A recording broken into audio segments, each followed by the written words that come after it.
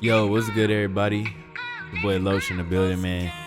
Here on Ghost Game with the Ghost Cam, man. Today we just gonna do a little bit of reaction. I was watching Ruslan earlier, and this video really struck me. Want to share with y'all and share some key points, man. Without further ado, I'm doing Ruslan. So if you haven't heard about Ruslan, you probably been under a rock for the past like 2-3 years, man. Okay. To your comment yesterday, why is ambition not evil? So there's the sons of thunder in the scriptures, and this story happens multiple times, right? And one of the times, like, their mom even confronts Jesus over this question.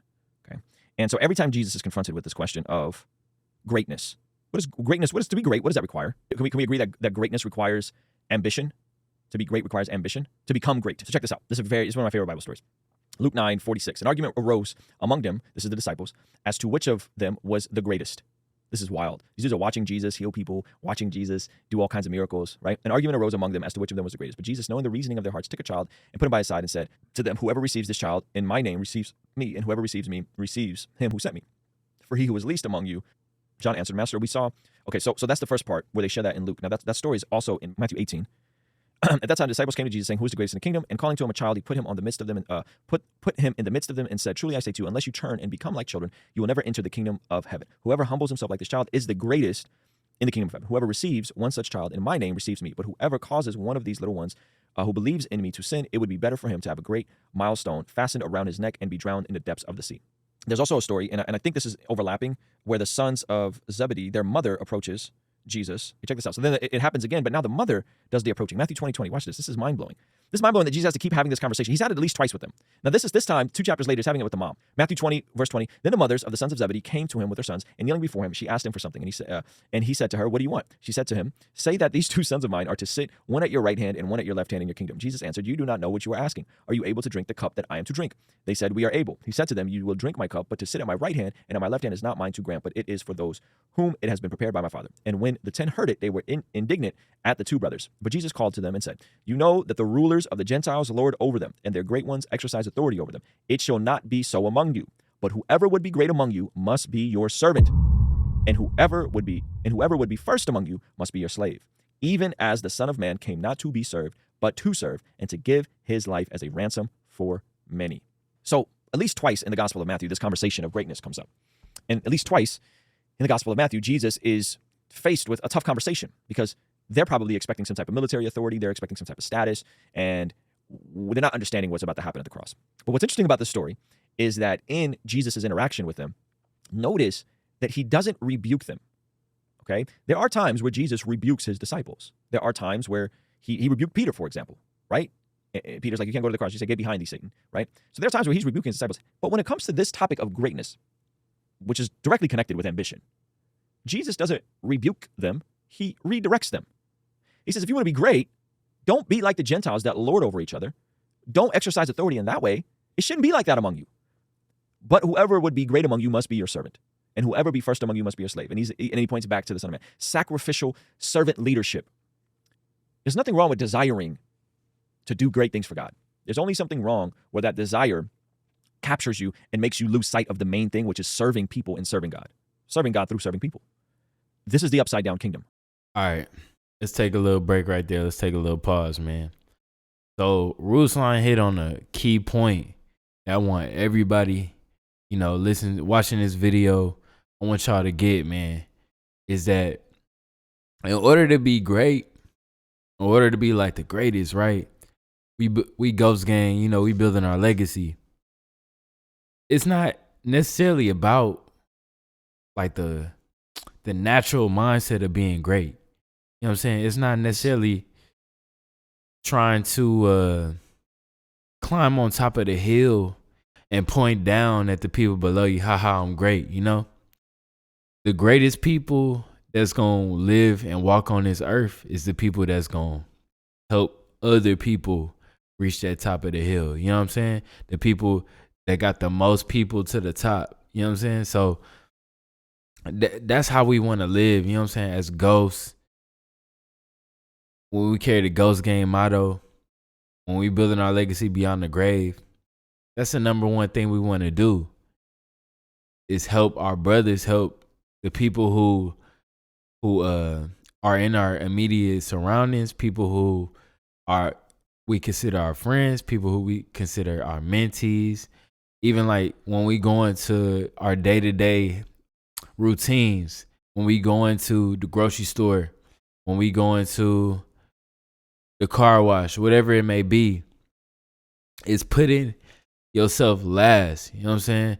Being a servant to others. And that's the greatest people. Sometimes you're not necessarily even seen, you know, as a ghost, ghosts not always seen. You know what I'm saying? But we do our greatest tasks in the dark. We do our greatest tasks when nobody sees us. And that's the real greatness. You know what I'm saying? How many times do you see people who taking care of their kids and you call them great? Or people that's like firemen, like educators. You know what I'm saying? Like, let's see them as great. Let's not see everything that's, worldly, that's material, as great. Just because somebody got a Lamborghini don't mean that they're great. Just mean they got money. You know what I'm saying? Greatness is not equivalent to money. You know what I'm saying? Greatness is equivalent to impact. So this really the whole purpose of me watching this video. This is what I want to get in y'all mind is, how are y'all impacting those around you? Let's ask yourself that question. Let's go through that. Let's impact others. Let's be generous. Let's be kind. Let's be selfless instead of selfish. And that's how you really gonna be great. Like when I'm making music for all the people that's musicians and everything like that, let me just touch you, see if I can inspire you. Well, I had to transition from making music about my come up and my pain. I had to transition into making music around the people who listen, my audience, right? And that's how you grow your fan base. That's how you grow the people who enjoy listening to your music. When you listen to a song, right? You don't think about, oh, what was the artist doing, or how great did the artist think he was when he was making this song, right? The reason why we like the music is because it touched us personally. Because it was like, oh yeah, that speaks to me. That's me right there. Even like, it don't even have to be like super impactful. It could be something just like Glorilla, right? FREE free. People like that song. Guess why? Because they relate to that song. Because it touched them. You know what I'm saying? It might not be the greatest song, but it's just like, we gotta flip our thinking. We gotta flip our thinking from, how is this most beneficial to me, to how can I serve others? How can I serve those around me? And then you'll find that you have joy in serving others.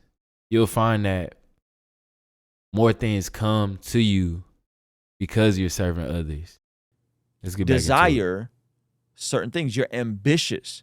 Now, the scriptures are clear that selfish ambition, if it's just about you and your name and whatever you want to do, is not good. Right? That's not good.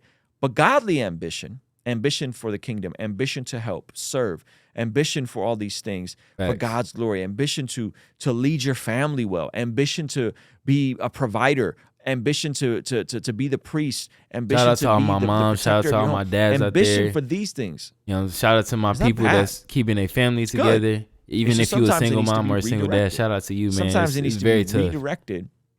And we need to be reminded that ultimately in our upside down kingdom, the first shall be last and the last shall be first, right? In the upside down kingdom, it's who serves the other that's the greatest, not the one who has everyone serve him, right?